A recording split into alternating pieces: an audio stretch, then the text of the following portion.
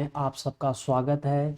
हम लोग बिना देरी किए अपने इस वन लाइनर श्रृंखला को आगे बढ़ाते हैं। वन लाइनर श्रृंखला में प्राचीन इतिहास का पहला लेक्चर है, पहला आपका वीडियो होगा जिसमें आपको बहुत सारा सीखने को मिलेगा, जिसके बारे में आप एग्जाम में जाने के बाद आपको समझ में आएगा कि ये कितना महत्वपूर्ण वीडियो था हमारे लिए।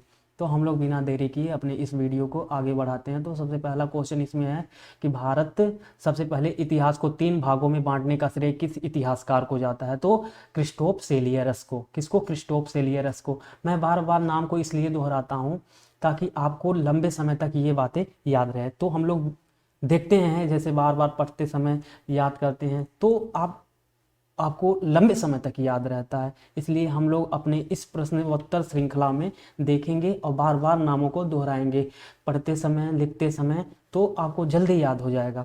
जैसे इतिहास को 3 कालखंडों में, जैसे इतिहास तो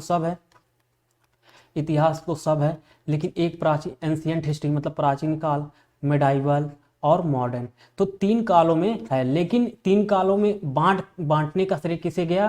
क्रिस्टोफ सेलियरस को। इसलिए 3 कालखंडों में बांटा गया ताकि इनको पढ़ने में आसानी हो, क्योंकि ये तीनों 3 कालखंड को दर्शाते हैं, 3 समय अवधि को दर्शाते हैं और तीनों काल अवधि में अपने अलग अलग महत्व के लिए जाने जाते हैं।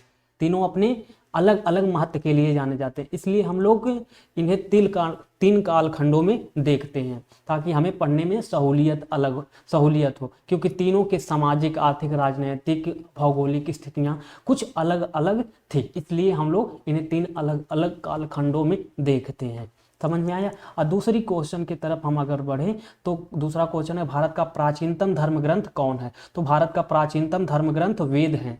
भारत के प्राचीनतम धर्म ग्रंथ कौन है? वेद हैं। तो वेद भी 4 हैं। वेद की संख्या कितनी है? 4 है। वेदों की संख्या कितनी है? 4 है। कौन कौन से? ऋग्वेद, कौन कौन से हैं? ऋग्वेद है, सामवेद है, यजुर्वेद है और अथर्ववेद है। अथर्ववेद, ये 4 वेद हैं हमारे। कौन कौन से? ऋग्वेद है, यजुर्वेद है, सामवेद है और अथर्ववेद है। ये 4 वेद हमारे हैं। वेदों की संख्या कितनी है? 4 है। कौन कौन से वेद हैं? ऋग्वेद है, सामवेद है, यजुर्वेद है, अथर्ववेद है। इन चारों वेदों को हम लोग प्राचीनतम धर्म ग्रंथ की श्रेणी में रखते हैं। तो क्वेश्चन यहीं से पूछेगा कि भारत का प्राचीनतम धर्म ग्रंथ कौन सा है? तो आपको बताना है वेद। भारत का प्राचीनतम धर्म ग्रंथ कौन है? वेद, जिनकी संख्या कितनी है? 4। कौन कौन से वेद हैं? ऋग्वेद, यजुर्वेद, सामवेद, अथर्ववेद। उसके बाद अगर हम लोग अगला पॉइंट देखें तो वेदों के संकलनकर्ता कौन है? तो महर्षि कृष्ण द्वैपायन वेद व्यास के। वेदों के संकलनकर्ता कौन है? महर्षि कृष्ण द्वैपायन वेद व्यास। तो अगर अगले क्वेश्चन की तरफ हम लोग बढ़े तो चारों वेदों को क्या कहा जाता है? तो चारों वेदों को संहिता कहा जाता है। चारों वेदों को संहिता कहा जाता है। ऋग्वेद का संबंध किससे है? ऋग्वेद का संबंध प्रार्थना और देवताओं के लिए, प्रार्थना से संबंधित है। किसके लिए वो प्रार्थना है? देवताओं के लिए है। किसके लिए प्रार्थना है? तो क्वेश्चन पूछेगा ऋग्वेद का संबंध किससे है? तो प्रार्थना से संबंधित है। या प्रार्थना किसके लिए है? देवताओं के लिए है। ऋग्वेद की रचना को पढ़ने वाले ऋषि को क्या कहते हैं? होत्री ऋषि कहते हैं। क्या कहते हैं? होत्री ऋषि। क्या कहते हैं? होत्री ऋषि। कहीं आपको ऐसे भी मिलेगा होत्री। तो आप घबराइएगा मत, ये दोनों एक ही हैं। बस आपको याद करना कि ऋग्वेद की रचना को पढ़ने वाले ऋषि को क्या कहते हैं? होत्री ऋषि। गायत्री मंत्र का उल्लेख किस वेद में है? तो गायत्री मंत्र का उल्लेख ऋग्वेद में है। ऋग्वेद के किस मंडल में? 3रे मंडल में। किस मंडल में? 3रे मंडल में। ऋग्वेद के 3रे मंडल में गायत्री मंत्र का उल्लेख है। ऋग्वेद के 3रे मंडल में गायत्री मंत्र का उल्लेख है। उसके बाद हम लोग अगले अगर पढ़ें,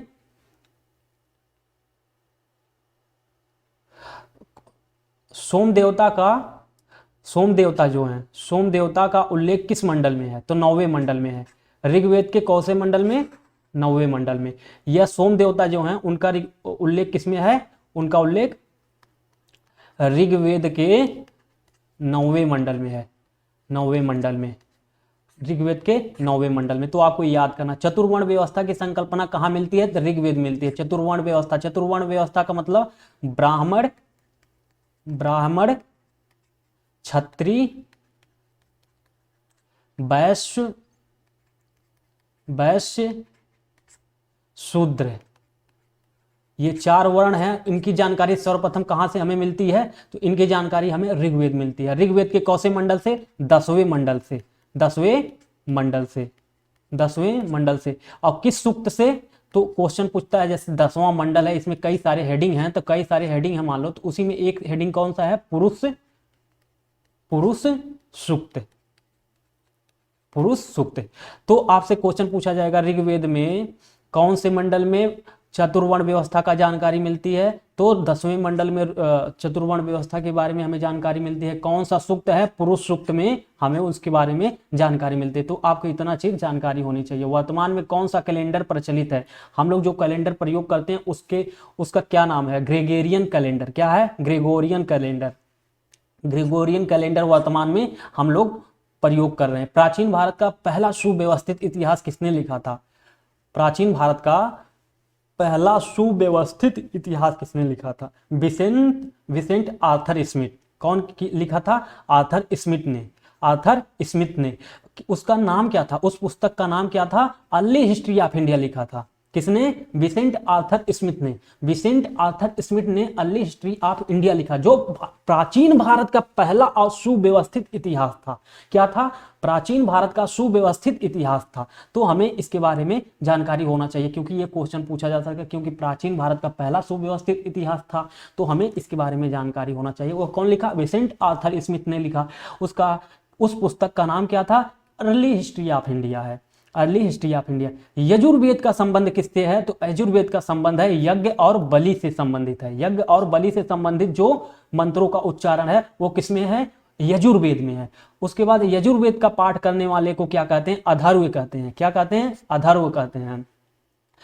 यजुर्वेद के पढ़ने, जैसे अलग अलग नाम है, जैसे कहने का मतलब है, जैसे कई सारे सिंगर हैं, कोई पॉप सिंगर है, कोई भोजपुरी का सिंगर है, तो अलग अलग सिंगर जैसे होते हैं ना, उसी प्रकार ये जो पाठ करने वाले होते हैं, जो इनको मतलब पढ़ते हैं, जो इनका पठन पाठन करते हैं, इनका जो मतलब इनके मंत्रों का जो उच्चारण करते हैं जो पुरोहित, उसे कहा जाता है अधारियो। क्या कहा जाता है? अधारी। इसी प्रकार क्या अभी पढ़े हैं हम लोग? होता। अभी आज पढ़ेंगे आगे ब्रह्मा।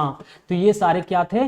उनको एक विशिष्ट नाम दिया गया था जो उनका पाठ करेगा। मतलब विशेष रूप से जो यजुर्वेद के संबंधित यज्ञ और बलि में जो लोग ऐसे मंत्रों का उच्चारण करने वाले पुरोहित होंगे या पढ़ने वाले व्यक्ति होंगे, उन्हें कहा जाएगा अधारियो। क्या कहा जाएगा? अधारियो कहा जाएगा।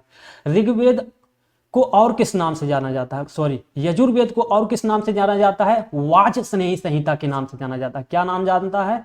किस नाम से? वाज स्नेही संहिता के नाम से जाना जाता है। किसको? यजुर्वेद को वाज स्नेही संहिता के नाम से जाना जाता है। सीधे क्वेश्चन पूछेगा कि वाज स्नेही संहिता किसका नाम है? यजुर्वेद का नाम है। यजुर्वेद का और क्या नाम है? वाज स्नेही संहिता नाम है। कौन सा वेद गद्य और पद्य दोनों में है? यजुर्वेद है भाई। यजुर्वेद है, किसमें? गद्य और पद्य दोनों में लिखा गया है। सामवेद का संबंध किससे है? संगीत का है। संगीत का संबंध किससे है? सामवेद का। भारत के जो 7 स्वर हैं, 7 स्वर हैं, 7 स्वर मतलब सा रे गा मा पा धा नि सा, उसका उत्पत्ति कहां से हुई है? सामवेद से। उसकी उत्पत्ति सामवेद से हुई है। किस वेद में हाथियों को पालने का उल्लेख है? किसमें? यजुर्वेद में। हाथियों के पालने का उल्लेख यजुर्वेद में है। सामवेद का पाठ करने वाले पुरोहित को उद्गाता कहते हैं। उद्गाता, देखो इसमें पढ़ना कैसे है? उद्गाता मतलब सामवेद का संबंध किससे है? गीत से है। तो गीत किसमें है? आ रहा है गाता। गाना किसको गाया जाता है? किससे गाया जाता है? जाहिर सी बात है, गाता है, गाती है। ये सारी चीजें आप इससे समझ जाओगे कि जो इसके पुरोहित होंगे, इसके जो पाठ करने वाला व्यक्ति होगा, उसे सामवेद का उद्गाता कहा जाएगा। सामवेद संगीत से संबंधित है, सामवेद का संबंध संगीत से है, और संगीत को गाता है, तो कौन हो गया? उद्गाता। जब भी क्वेश्चन आएगा तो आप इससे समझ जाओगे कि उद्गाता। अब उसके बाद भारतीय संगीत का जनक किसे कहा जाता है? किस वेद को कहा जाता है? ये तो आपको पता हो गया। भारतीय संगीत का जनक सामवेद को कहा जाता है। किस वेद में औषधि का उल्लेख है? किसमें औषधि का उल्लेख है? अथर्व वेद में। किसमें औषधि का उल्लेख किसमें है? अथर्व वेद में। किस वेद में अंधविश्वास एवं टोना टोटका इत्यादि का ब्यौरा मिलता है? इत्यादि का ब्यौरा मिलता है। किसमें मिलता है? अथर्व वेद में। टोना टोटका अंधविश्वास इत्यादि की जानकारी हमें अथर्ववेद में मिलती है। सभा समिति की दो प्रजापति की दो पुत्रियां हैं, सभा समिति प्रजापति की दो पुत्रियां हैं, किसमें उल्लेख मिलता है? अथर्ववेद में। ये सभा समिति क्या थी? सभा एक्चुअली ये वरिष्ठ जनों की एक सभा थी, वरिष्ठ जनों का एक समूह था। समिति ये भी आम लोगों का समूह था ये आम लोगों का समूह था या वरिष्ठ जनों का समूह था। तो इन्हें प्रजापति की दो पुत्रियां का जिक्र मिलता है, किसमें? अथर्ववेद में। अथर्ववेद में किसका उल्लेख मिलता है? सभा और समिति प्रजापति की दो पुत्रियां। ऐसे क्वेश्चन पूछेगा कि सभा और समिति प्रजापति की दो पुत्रियां, इस प्रकार का जिक्र किस वेद में मिलता है? तो आपको क्वेश्चन का आंसर लगाना है अथर्ववेद में। सबसे नया एवं सबसे पुराना वेद कौन सा? सबसे नया कौन सा है? अथर्ववेद। सबसे पुराना कौन सा है? ऋग्वेद। सबसे पुराना ऋग्वेद। सबसे पुराना कौन सा है? ऋग्वेद। और सबसे नया अथर्ववेद। यह सबसे बाद में जुड़ा था, यह सबसे बाद में इसका रचना हुआ था या सबसे बाद में इसका उल्लेख किया गया। तो ये सबसे इस प्रकार क्वेश्चन आपसे पूछा जाएगा। सबसे नया कौन सा है? अथर्ववेद। नया है, पुराना है, पुराना। तो आपको इससे समझ जाना है कि ये पुराना। वेद एवं ब्राह्मण संहिता की व्याख्या के लिए जो वेद हैं, ये ब्राह्मण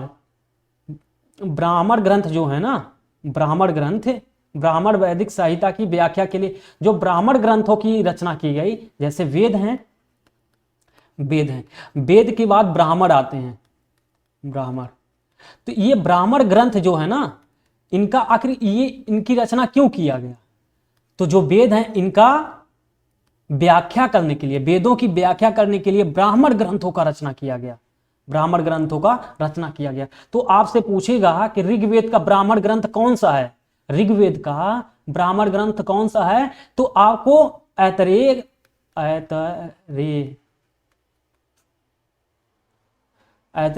कौशिकी। तो आपको कैसे याद करना है? ऋग्वेद का ब्राह्मण ग्रंथ कौन सा है? ऐतरेय और कौशिकी। तो आपको ऐसे याद करना, एक ये मतलब ऐतरेय का मतलब कौशिकी, आपको ऐसे याद करना। यजुर्वेद का तैतरीय और शतपथ ब्राह्मण, यजुर्वेद का ब्राह्मण ग्रंथ तैतरेय और शतपथ ब्राह्मण।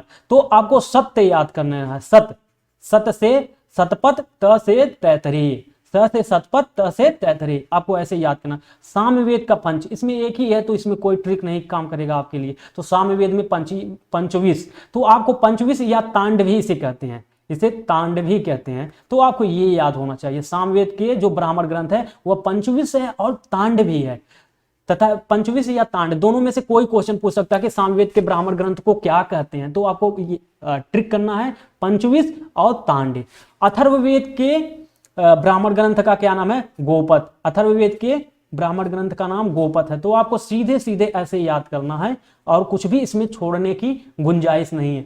तो आप समझ गए होंगे। तो ब्राह्मण ग्रंथों की रचना क्यों हुई? वेदों की व्याख्या के लिए ब्राह्मण ग्रंथों की रचना हुई, वेदों की व्याख्या के लिए ब्राह्मण ग्रंथों की रचना हुई। ऋग्वेद और कौशिकी किसके हैं? ऋग्वेद का ब्राह्मण ग्रंथ कौन कौन सा है? ऋग्वेद का ब्राह्मण ग्रंथ, मान लो जैसे अभी अगर आपको नहीं समझ में आया, जैसे मान लीजिए ये ऋग्वेद है, ऋग्वेद है तो लोग समझ नहीं पा रहे थे, तो इसका व्याख्या करने के लिए कि ये ऋग्वेद में क्या लिखा है, कैसे लिखा है, क्यों लिखा है, उसका अर्थ क्या है, उसके लिए ब्राह्मण ग्रंथों की रचना हुई थी, अब समझ गए होंगे शायद हमारे ख्याल से। ये ब्राह्मण ग्रंथ कौन कौन से हैं? ऋग्वेद का कौशिकी और ऐतरेय। तो ये दोनों चीज, कौशिकी, ये आपको याद करना। तो आपको ऐसे याद करना है, समझ गए? सीधे क्वेश्चन पूछेगा ऋग्वेद के ब्राह्मण ग्रंथ कौन कौन से हैं, तो कौशिकी, ऐतरेय, कोई भी क्वेश्चन में पूछा जा सकता है। आरण्यक का संबंध किससे है? यज्ञ से जुड़े कर्मकांड की दार्शनिक प्रतीकात्मक अभिव्यक्ति है। आरण्यक क्या है? यज्ञ से जुड़े कर्मकांड की दार्शनिक प्रतीकात्मक अभिव्यक्ति है। मतलब यह यज्ञ से जुड़ा हुआ एक प्रतीकात्मक मतलब माना गया है। दार्शनिक और प्रतीकात्मक, दार्शन के केवल उसकी सोच होती है, अभिव्यक्ति होती है। जैसे इसमें क्या होता था कि जैसे वन में जाकर के यज्ञ और उससे संबंधित जुड़े तथ्यों के बारे में चिंतन मनन होता था, समझ गए? अब हम लोग देखते हैं उपनिषद की संख्या कितनी है? 108। उपनिषदों की संख्या कितनी है? उपनिषदों की संख्या शायद 108 है। अच्छा हाँ सॉरी, उपनिषदों की संख्या 108 है और पुराणों की संख्या 18। पुराणों की संख्या 18, पुराणों की संख्या 18। अब आप समझ गए उपनिषद 108, अगर जीरो हटा दोगे, जीरो हटा दोगे, ये जीरो है ना, इसे गायब कर दो भाई, फिर 18 हो जाएगा। तो ये उपनिषदों की संख्या 108 और पुराणों की संख्या 18, आपको याद रखना है। अब उपनिषदों का संबंध किससे है? देखो उपनिषद में चिंतन मनन से संबंधित ये भी है। किसके लिए? ईश्वर के लिए, परमात्मा के लिए, ब्रह्म के लिए। ब्रह्म क्या है, सत्य क्या है, सत्य क्या है, क्या सत्य से मुंह मोड़ा जा सकता है, क्या मृत्यु ही अंतिम सत्य है, इन सब के बारे में जानकारी कहाँ मिलती है? उपनिषदों के बारे में। समझ गए? किस ब्राह्मण ग्रंथ में स्त्री और पुरुष की, स्त्री को पुरुष की अर्धांगिनी कहा गया है? किस ब्राह्मण ग्रंथ में? शतपथ ब्राह्मण में। शतपथ ब्राह्मण में, शतपथ ब्राह्मण में जो है, शतपथ ब्राह्मण में हमें स्त्री को पुरुष की अर्धांगिनी कहा गया है। स्त्री को पुरुष की अर्धांगिनी शतपथ ब्राह्मण में। सीधे आपको क्वेश्चन पूछा जाएगा कि बताओ स्त्री को पुरुष की अर्धांगिनी किस ब्राह्मण ग्रंथ में कहा गया है? तो शतपथ ब्राह्मण में स्त्री को पुरुष की अर्धांगिनी कहा गया। तो आपको इस बारे में जानकारी होना चाहिए। किस उपनिषद में चारों आश्रमों का उल्लेख है? चारों आश्रम मतलब गृहस्थ, वानप्रस्थ, सन्यास, गृहस्थ, वानप्रस्थ, सन्यास, और एक है, एक और है, याद नहीं आ रहा है, सॉरी आपके लिए। लेकिन 4 आश्रम जो है ना, उन सब के बारे में जानकारी हमें कहां से मिलती है? जाबालो उपनिषद से। तो ऐसे सीधे क्वेश्चन पूछा जाएगा, किस उपनिषद में चारों आश्रमों का उल्लेख है? किसमें? जाबालो उपनिषद में। गृहस्थ, वानप्रस्थ, सन्यास, ये 3 हैं। अभी एक और है, अभी याद आएगा तो हम आपको बता देंगे। लेकिन इन चारों आश्रमों के बारे में हमें जानकारी कहां से मिलती है? जाबालो उपनिषद से। वेदांग सूत्र, वेदांग सूत्र अब क्या है? वेदों को भली भांति समझने के लिए, वेदों को भली भांति समझने के लिए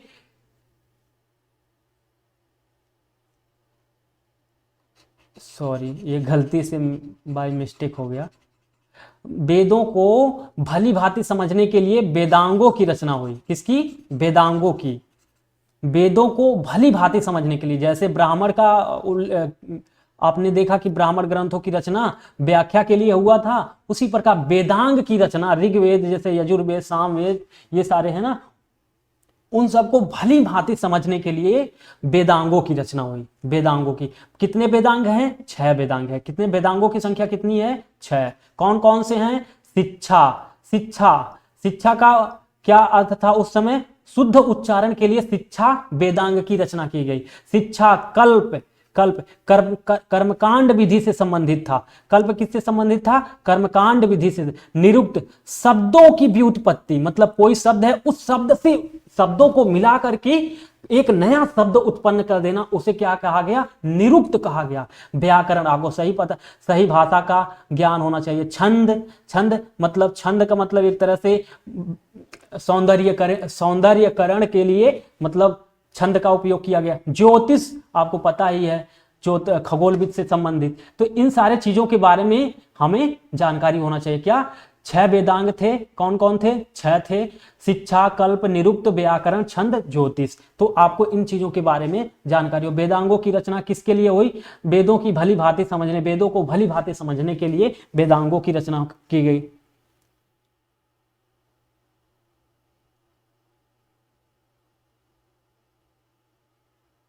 उसके बाद सबसे प्राचीन धर्म सूत्र कौन सा है? सबसे प्राचीन धर्म सूत्र कौन सा है? गौतम धर्म सूत्र। सबसे प्राचीन कौन सा है? गौतम धर्म सूत्र। सबसे प्राचीन धर्म सूत्र, सबसे प्राचीन धर्म सूत्र कौन सा है? गौतम धर्म सूत्र। विष्णु पुराण का संबंध किस काल से है? मौर्य वंश से है। विष्णु पुराण का संबंध मौर्य वंश से। मत्स्य पुराण का संबंध आंध्र सातवाहन वंश से है। सीधे क्वेश्चन पूछा जाएगा आपको, इसमें कोई भी छोड़ने की जरूरत नहीं। वायु पुराण का संबंध किससे है?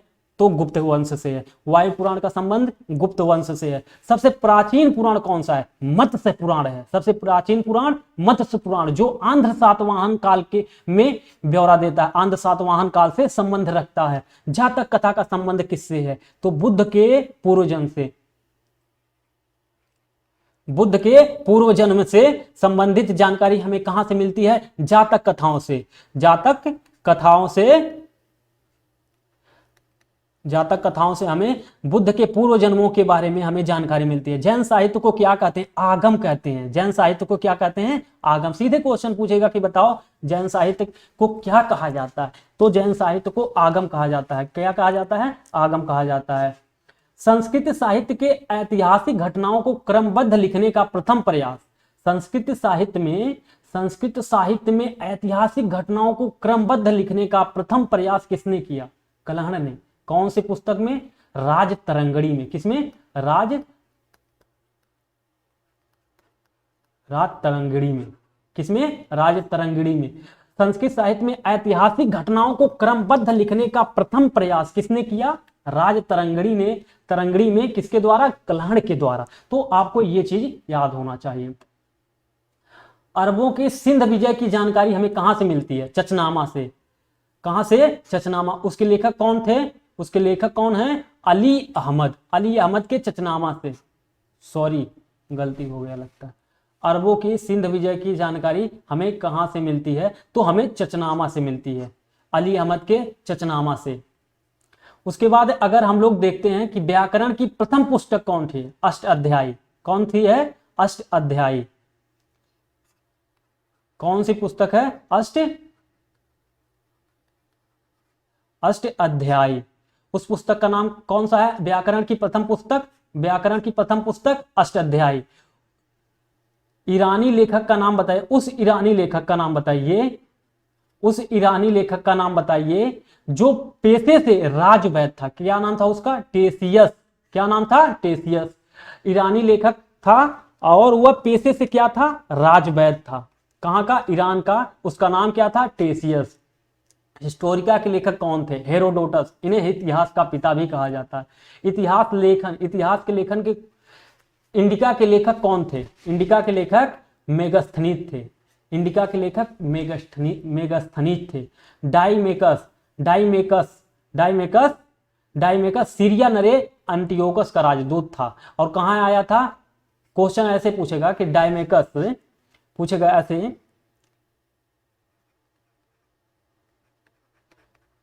डाइमेकस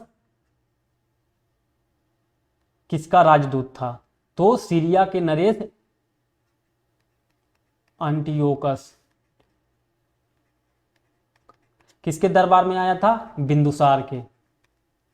किसके दरबार में आया था? बिंदुसार के। उसके अलावा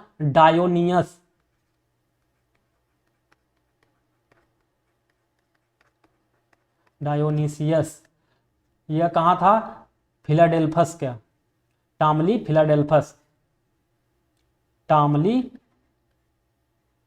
फिलाडेल्फस। किसके दरबार में आया था? अशोक के। किसके दरबार में आया था? अशोक के। तो क्वेश्चन ऐसे पूछेगा कि जो डायमेकस भारत में आया था उस किसका राजदूत था? एंटियोकस का। यह किसके दरबार में आया था? बिंदुसार के। डायोनीसियस यह किसके दरबार में आया था? अशोक के दरबार में आया था। किसका राजदूत था? टामली का राजदूत था। समझ गए? भारत का भूगोल नामक पुस्तक किसने लिखी? टामली ने। भारत का भूगोल किसने लिखी? टामली ने। नेचुरल हिस्ट्री नामक पुस्तक के लेखक कौन थे? प्लिनी थे। नेचुरल हिस्ट्री नामक पुस्तक के लेखक प्लिनी थे। नेचुरल हिस्ट्री नामक पुस्तक के लेखक प्लिनी थे। फाहियान चंद्रगुप्त द्वितीय जो फाहियान था वो किसके काल से संबंधित था? फाहियान किसके काल से संबंधित था? चंद्रगुप्त द्वितीय के शासनकाल से। हुएनसांग किसके शासनकाल से संबंधित था? हुएनसांग हर्षवर्धन के, जिसकी रचना का नाम क्या था? सीयूकी। क्या नाम था उसकी रचना का? सीयूकी। फाहियान जो था वो चंद्रगुप्त द्वितीय के दरबार से संबंधित था। हुएनसांग हर्षवर्धन के काल में आया था, जिसने अपनी रचना का नाम दिया था सीयूकी। हुएनसांग ने अपनी रचना का नाम सीयूकी दे। तो पूछेगा सीयूकी किसने रचित, पूछेगा हुएनसांग की रचना का क्या नाम है? सीयूकी के रचनाकार कौन है?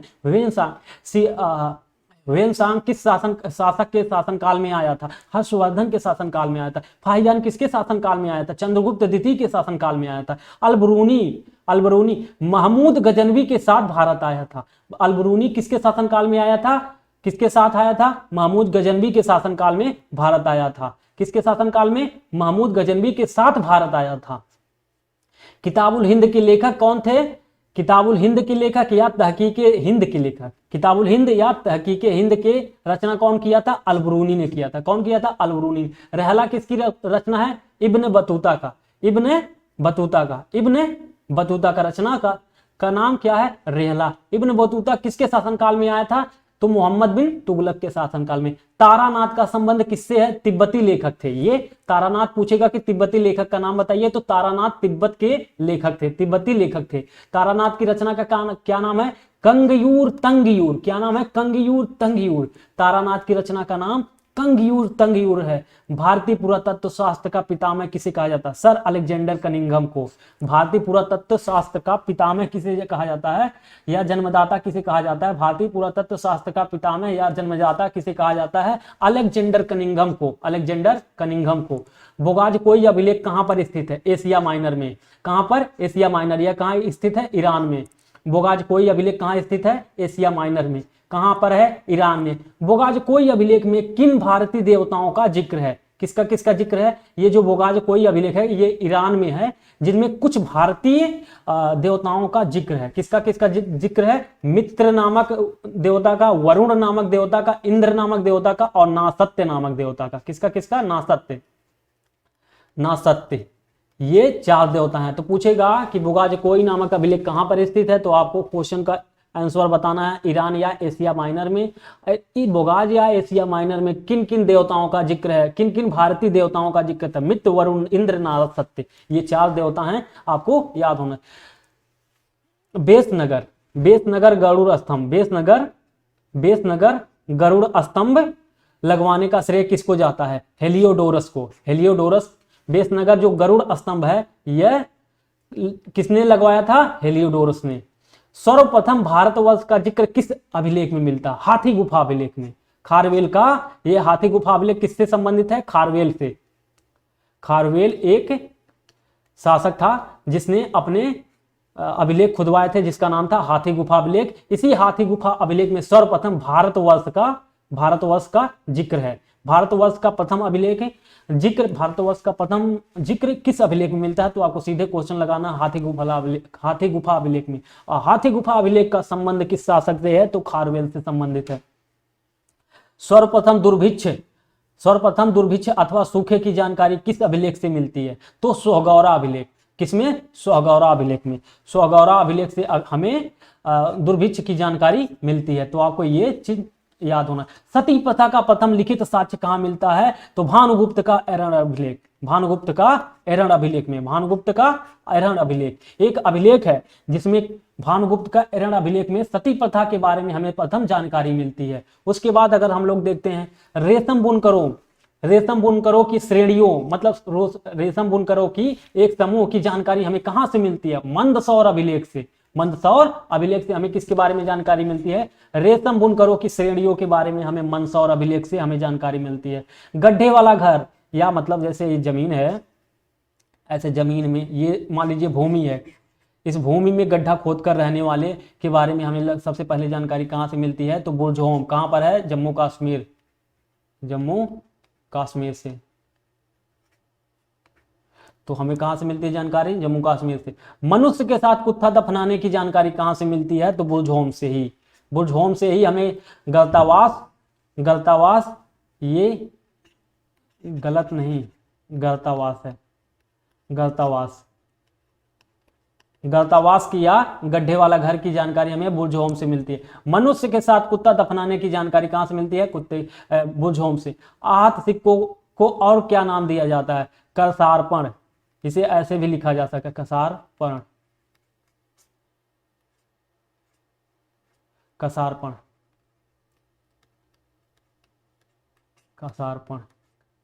तो हमें आहत सिक्कों को और किस नाम से जाना जाता है? आहत सिक्के हुए होते हैं, जैसे मान लीजिए कि ये कोई धातु है, मान लीजिए ये तांबा है, ये तांबा था, मान लीजिए ये तांबा था, इसे पीट पीट करके ऐसे बना दिया और इस पर चित्र बना दिया गया, तो क्या हो गया? ये आहत सिक्का हो गया।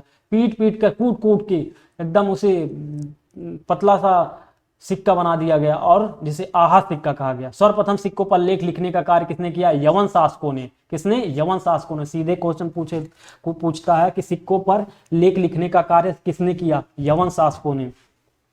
अब हम लोग देख लेते हैं कि कुछ अभिलेख हैं जिन अभिलेखों के बारे में हमें जानकारी होनी चाहिए।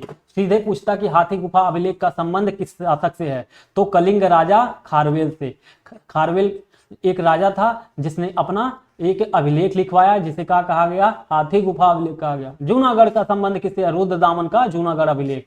आपको याद करने का एक तरीका हम आपको बताएं कि कभी भी जब ऐसे नाम याद करना हो ना जिसके नाम के साथ कोई स्थान हो तो आप ऐसे याद करिए, रुद्रदामन का जूनागढ़ अभिलेख, गौतम बल श्री का नासिक अभिलेख, समुद्रगुप्त का प्रयाग प्रशस्ति लेख, पुलकेशिन द्वितीय का ऐहोल अभिलेख, मालवा नरेश यशोवर्मन का मंदसौर अभिलेख, नरेश भोज का ग्वालियर अभिलेख, स्कंदगुप्त का भीतरगांव अभिलेख। तो ऐसे याद करने में आपको सहूलियत होगी और जल्दी याद हो जाएगा। इसी तरह हम याद किए हैं।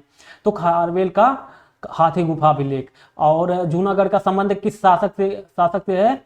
रुद्रदामन का जूनागढ़ अभिलेख। गौतमी बलश्रयी का नासिक अभिलेख। उसके बाद समुद्रगुप्त का प्रयाग प्रशस्ति लेख। ऐहोल अभिलेख किसका है? पुलकेशिन द्वितीय का। मंदसौर अभिलेख का संबंध किससे है? यशोवर्मन से। ग्वालियर अभिलेख का संबंध नरेश भोज से। भीतरगांव का संबंध स्कंदगुप्त के। इसी में हुण आक्रमण के बारे में जानकारी हमें मिलती है। समझ गए? तो आपको इन सब चीजों के बारे में जानकारी होनी चाहिए। एपिग्राफी में किसका अध्ययन किया जाता है? एपिग्राफी में हम अभिलेखों के बारे में जानकारी हमें मिलती है। एपिग्राफी में हमें अभिलेख संबंधी जानकारी मिलती है। कौन सा शासक था जो संगीत प्रेमी था? समुद्रगुप्त था। यह अपने सिक्कों पर वीणा बजाते हुए चित्र का अंकन मिलता है जिससे हमें जानकारी मिलती है कि यह संगीत प्रेमी था। स्वर्ण भूमि का प्राचीन काल में किसका नाम था? स्वर्ण भूमि किसका नाम था? तो म्यांमार का नाम था। क्या था? म्यांमार का जो म्यांमार है, म्यांमार को पहले क्या कहा जाता था? स्वर्ण भूमि के नाम से जाना जाता है, वर्मा के नाम से जाना जाता था। तो आपको ये चीजें जानकारी होनी चाहिए। तो ये आपको जानकारी होना चाहिए कि प्राचीन काल में म्यांमार को स्वर्ण भूमि के नाम से जाना जाता था। किस नाम से? स्वर्ण भूमि के नाम से हम किसको जानते थे? म्यांमार को। प्राचीन काल में पंचायतन शब्द का अर्थ क्या था? पंचायतन शब्द एक मंदिर से संबंधित था, मंदिर रचना शैली से। इसमें देखिए कैसे होता था। मान लीजिए कि ये कोई मंदिर है, इसमें मुख्य देवता कहाँ होते थे? बीच में। मंदिर के बीचों बीच आप कभी देखे होंगे जो ऐसे करके मंदिर मान लीजिए बना, ऐसे करके ये शिखर हो गया और बीच में ये देवता होते थे और यहाँ से मान लीजिए सीढ़ियाँ होती थी सीढ़ियाँ चढ़ने के लिए ऊपर।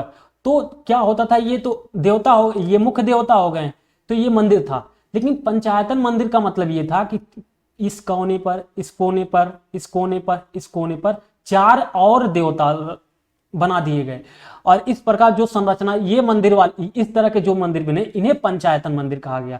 अब जो मुख्य देवता के साथ 4 अन्य देवता थे ना, इन्हीं की वजह से इस मंदिर का नाम क्या हो गया? पंचायतन मंदिर। क्या हो गया? पंचायतन मंदिर। तो पंचायतन मंदिर क्या, पंचायतन जो मिला है एक किससे संबंधित है? मंदिर रचना से संबंधित है। पंचायतन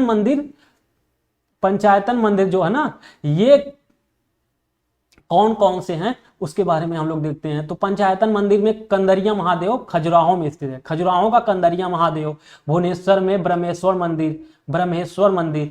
तो खजुराहो में एक और है लक्ष्मण मंदिर। भुवनेश्वर में लिंगराज मंदिर है। देवगढ़ का दशावतार मंदिर है और महाराष्ट्र में गोंडेश्वर मंदिर है। तो आपको इनके बारे में जानकारी होनी चाहिए। सीधे क्वेश्चन पूछेगा कि ये कौन कौन से मंदिर पंचायतन मंदिर हैं।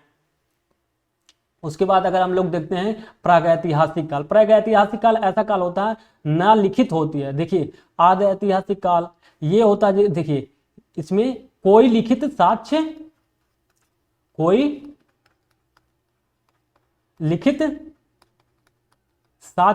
है। कोई लिखित साक्ष्य नहीं है।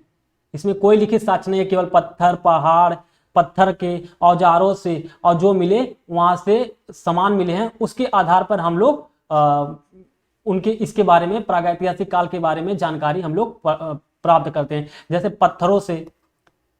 पत्थरों से मिले हथियारों, वहां कुछ हथियार भी मिले थे, हथियार, चित्र, ये सब जो मिले थे, हड्डियां,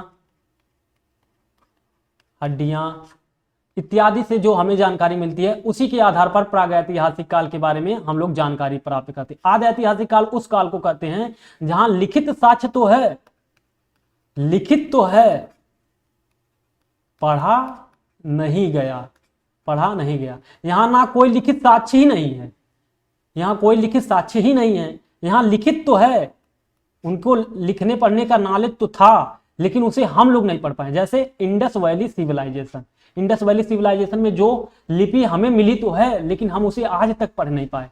ऐतिहासिक काल वह काल होता है जहां लिखित साक्ष्य भी है, लिखित साक्ष्य भी है और पढ़ भी लिए। जैसे महाजनपद काल हो गया, उसके बाद ऋग्वैदिक वैदिक काल है, हम लोगों ने उसके बारे में जानकारी प्राप्त भी कर लिए, लिखित भी है और पढ़ भी लिए, समझ गए। जैसे पुराण, जैसे आगे महाजनपद काल और ये सारे चीज कहाँ ऐतिहासिक काल में है, तो आपको समझ में आ गया होगा। आग का आविष्कार कब हुआ? पूरा पाषाण काल में हुआ। आग का आविष्कार कब हुआ? पूरा पाषाण काल में। पहिए का आविष्कार नवपाषाण काल में हुआ। मनुष्यों ने अस्थायी जीवन कब शुरू किया? नवपाषाण काल में। मनुष्य द्वारा पाला गया प्रथम पशु कौन था? कुत्ता था। मनुष्य द्वारा प्रयोग किया गया पहला धातु कौन था? तांबा था। मानव द्वारा सर्वप्रथम कौन सा अनाज था प्रयुक्त? कौन सा अनाज था? चावल था। मनुष्य द्वारा पहले प्रयोग किया गया चावल। किसी का प्रथम उदाहरण कहां से मिलता है? कृषि का, सॉरी ये कृषि है। कृषि का प्रथम उदाहरण कहां से मिलता है? मेहरगढ़ से। कृषि का प्रथम उदाहरण मेहरगढ़ से मिलता है। कृषि का प्रथम उदाहरण मेहरगढ़ से मिलता है। चावल का प्रथम साक्ष्य कहां से मिलता है? कोल्डिहवा से। चावल का प्रथम साक्ष्य कहां से मिलता है? कोल्डिहवा से। सिंधु सभ्यता की खोज किसने की थी? दयाराम साहनी। सिंधु सभ्यता की खोज किसने किया? दयाराम साहनी ने। सिंधु सभ्यता का सबसे पश्चिमी किनारा, जैसे देखिए ये सिंधु सभ्यता, ऐसे ऐसे करके आप बना लीजिए, चारों कर लीजिए। सबसे पश्चिमी किनारा कौन सा है? सूतकांगेडोर, ये पश्चिम है। ईस्ट है, ये ईस्ट है, वेस्ट है, नॉर्थ है, साउथ है, नॉर्थ है, साउथ है। तो हम इन सब के बारे में थोड़ा थोड़ा समझ लें कि सबसे जो ये वाला है सूतकांगेडोर कहां है?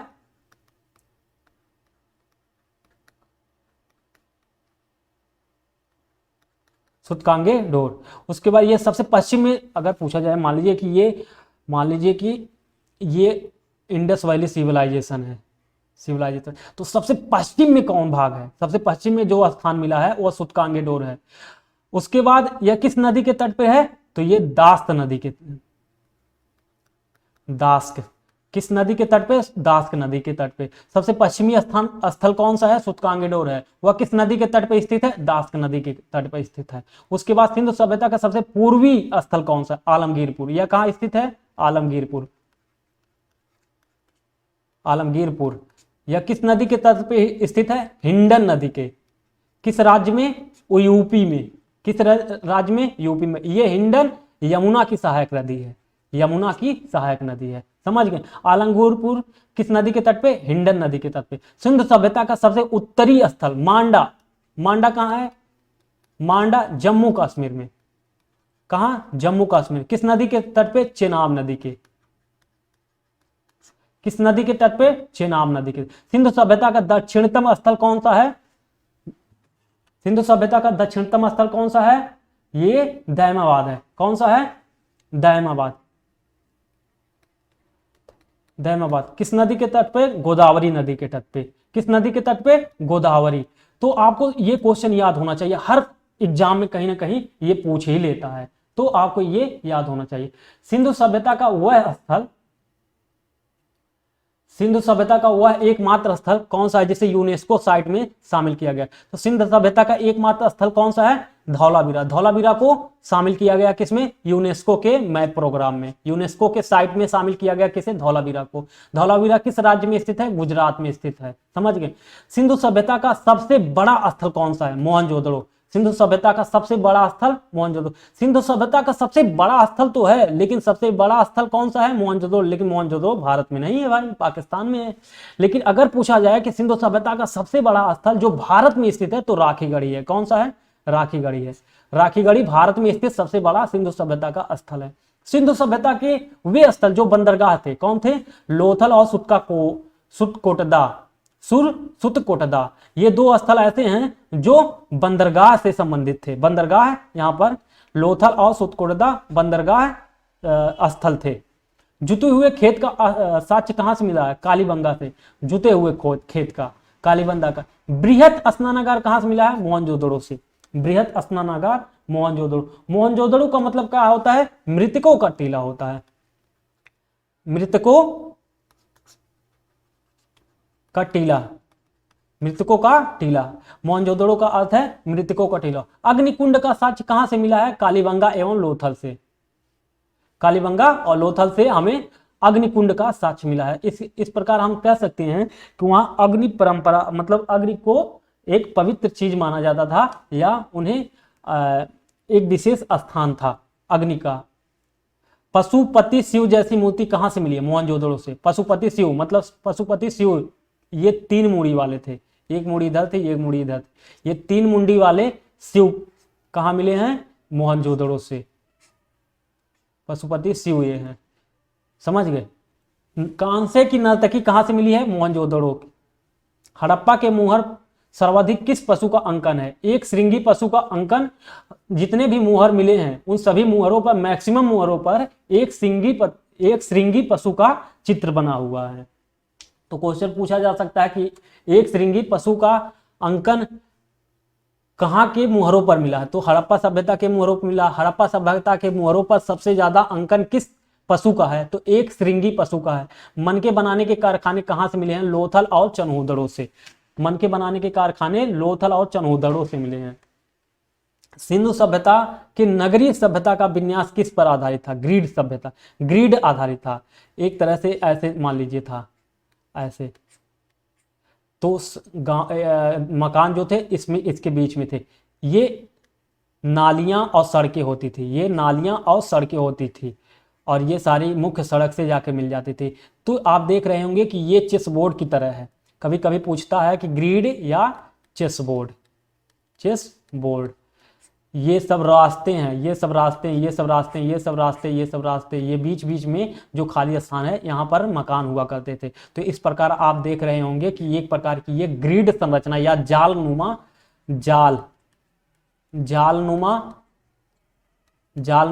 चेस बोर्ड, ग्रिड आधारित, ये कोई भी पूछ सकता है। तो आपसे पूछा जाएगा कि इंडस वैली सिविलाइजेशन की जो नगरी विन्यास था वो किस प्रकार था? तो चेस बोर्ड की तरह जालनुमा था, ग्रिड पर आधारित था, ये सब देख सकते हैं। मिट्टी के बने हुए हल का प्रमाण कहाँ से मिलता है? तो बनवाली से हमें मिट्टी के हल, इस प्रकार हम कह सकते हैं एग्रीकल्चर वहाँ होता था, और जुताई का साक्ष्य क्योंकि हमें मिला है हल।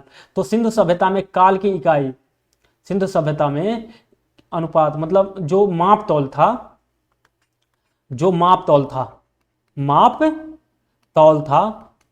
तौल उसका जो इकाई था, उसका इकाई किस रूप में था? 16 के गुणज में होता था। 16 के गुणज में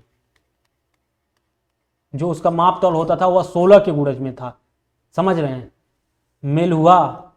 मेलुहा किससे संबंधित था? मेलुहा सिंधु को कहा जाता था। मेलुहा अगर पूछता है कि मेलुहा किसके लिए नाम दिया गया है? तो सिंधु सभ्यता के लिए, सिंधु सभ्यता के लिए मेलुहा शब्द का इस्तेमाल हुआ है। तो आपको इन सारी चीजों के बारे में जानकारी होना चाहिए कि मेलुहा शब्द किसके लिए प्रयोग हुआ था। तो आपको मेलुहा शब्द सिंधु सभ्यता के लिए प्रयोग हुआ था। किसने हड़प्पा एवं मोहनजोदड़ो को विस्तृत साम्राज्य की जुड़वा राजधानी कहा है? किसने कहा था? तो पिग्गट महोदय ने।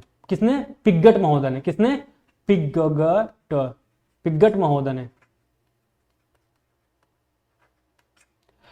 किसने हड़प्पा एवं मोहनजोदड़ो को जुड़वा राजधानी किसने कहा था कि विस्तृत साम्राज्य की जुड़वा राजधानी? पिग्गट महोदय ने।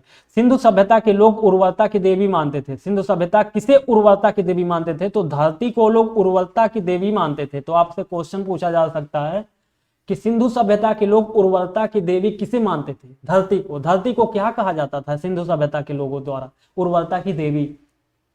सिंधु सभ्यता के लोग सीसा कहां से प्राप्त करते थे? ईरान से सीसा मंगवाते थे भाई, ईरान से सीसा मंगाते थे। कौन सा पशु सिंधु सभ्यता के लिए पूजनीय था? कुंवर वाला सांड जो है ना, यह सिंधु सभ्यता के लिए पवित्र पशु था। सिंधु सभ्यता की प्रकृति कैसी थी? मातृ सत्तात्मक थी। मोहरों पे अधिकतर महिलाओं की ही चित्र बना है। इस प्रकार इतिहासकार मानते हैं कि जो जो इंडस वैली सिविलाइजेशन या हड़प्पा सभ्यता था वह मात्र सत्तात्मक था, मतलब महिलाएं केंद्र में होती थी, महिलाओं का सम्मान था, महिलाओं का नियंत्रण था, ये एक प्रकार से कहा जा सकता। सिंधु सभ्यता में टेराकोटा क्या होता था? जो आग में पकी हुई मिट्टी, आग में